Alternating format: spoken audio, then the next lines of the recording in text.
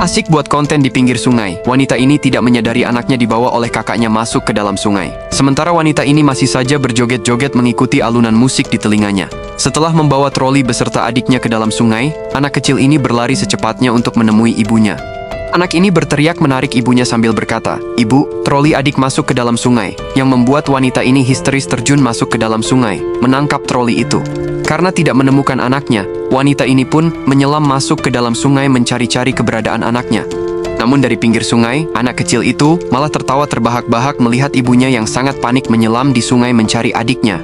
Yang ternyata, kejadian sebenarnya adalah saat ibunya sedang asik joget, anak kecil ini menarik baju ibunya dan memanggil-manggil, namun ibunya tak menghiraukan dirinya. Ibunya tetap saja asik menari-nari. Karena tidak mendapat respon dan perhatian dari ibunya, anak kecil ini mengambil adik dari trolinya yang lalu membawanya pergi meninggalkan ibunya. Anak kecil ini menggendong adiknya masuk ke dalam hutan, dan setiba di sana, dia meletakkan adik dan membiarkan dirinya sendirian di dalam hutan. Di dalam sungai, wanita yang tidak menemukan bayinya, dia berlari keluar menemui anaknya yang kembali berpura-pura menangis.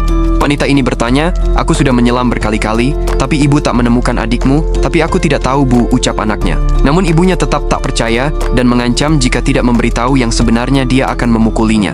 Karena ketakutan, anak kecil ini pun memberitahu lokasi adiknya, kemudian mereka pun masuk ke dalam hutan untuk menemui anaknya itu.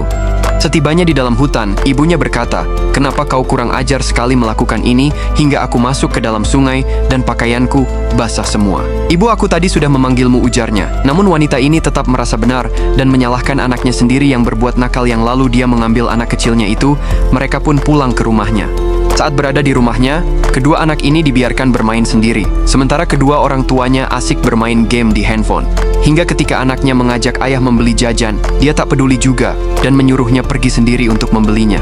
Anak ini semakin hari semakin sedih, ayah dan ibu sibuk dengan dunia mereka sendiri, tidak pernah memperdulikan kemauan dia dan adiknya. Anak kecil ini pun nekat membawa adiknya pergi ke rumah sang nenek untuk mengadukan hal ini.